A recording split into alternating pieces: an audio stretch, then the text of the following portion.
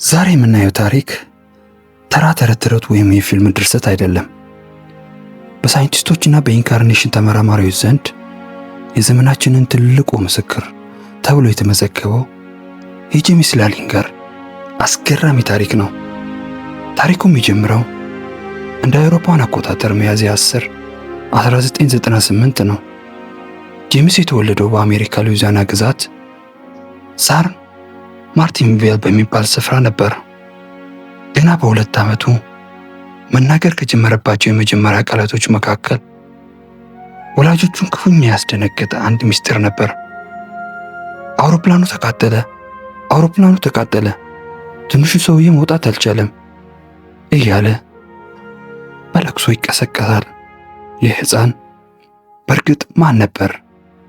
በታሪካዊ ሰነዶች የተረጋገጠውና ዓለምን ያስደመመው ይህንን እውነተኛ እንቆቅልሽ ዛሬ አብረን እንፈተዋለን። አብራችሁ ይቆዩ። ወላጆቹ ብሩስና አንድሪያ ልጃቸው ከከባድ ቅዠት እየተሰቃየ እንደሆነ ገመቱ። ጄምስ በጩኸቱ መሃል እንዲህ ይል ነበር፣ አውሮፕላኑ ተቃጠለ፣ ትንሽ ሰውዬ መውጣት አልቻለም። ይህ ጩኸት ለሳምንታት ቀጠለ። አንድ ቀን እናቱ ማን ነው ትንሽ ሰውዬ ብላ ስትጠይቀው ጄምስ እኔ ነኝ በማለት መለሰላት። ጄምስ ገና መጫወቻ አውሮፕላኖችን ብቻ የሚያውቅ ሕፃን ቢሆንም ስለ ጦር አውሮፕላኖች ያለው እውቀት ግን እጅግ የላቀ ነበር። ጄምስ ስለ አውሮፕላኑ የሚናገራቸው ዝርዝር ነገሮች ወላጆቹን ማስደንገጥ ጀመሩ። አባቱ ብሩስ ልጄ ይህን ሁሉ ከየት አመጣው ብሎ መጠራጠር ጀመረ።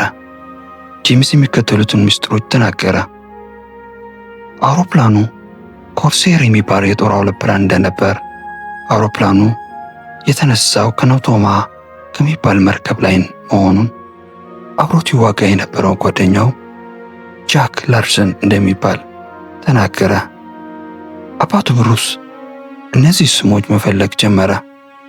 የሚገርመው ነገር በሁለተኛ ዓለም ጦርነት ዩኤስኤስ ናቶማ ቤይ የሚባል መርከብ እንደነበረና ጃክ ላርሰን የሚባል አብራሪ በሕይወት እንዳለ አረጋገጠ። የ2 ዓመት ሕፃን ይህን ሁሉ መረጃ ከየት ሊያገኝ ይችላል? ምርመራው ቀጠለ። ጄምስ በጦርነቱ ወቅት የተገደለው ሰው ስም ጄምስ ሂውስተን እንደሆነ ተደረሰበት። ጄምስ ሂውስተን መጋቢት 3 1994 በጃፓን ባህር አውሮፕላኑ ተመትቶ የወደቀ አብራሪ ነበር። ጄምስ ላሊንገር ገና የ3 ዓመቱ እያለ የጄምስ ሂውስተን እህት የሆነችውን አረጋዊት ሴት አገኘ።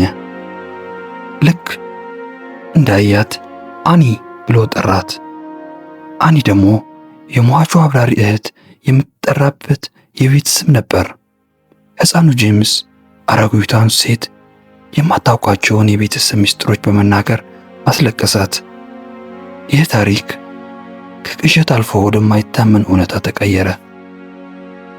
የጄምስ ላሊንገር ታሪክ ዛሬም ድረስ የሳይንቲስቶች የሚያከራክር ጉዳይ ነው።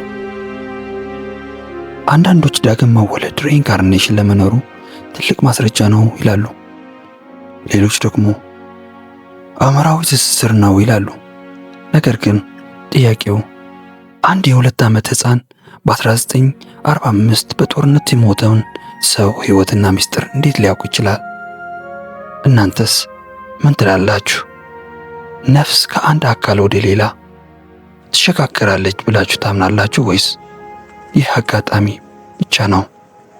ሐሳባችሁን በኮሜንት አጋሩን። ቪዲዮውን ከወደዳችሁት ላይክ በማድረግ ለሌሎች እንዲደርስ አድርጉ።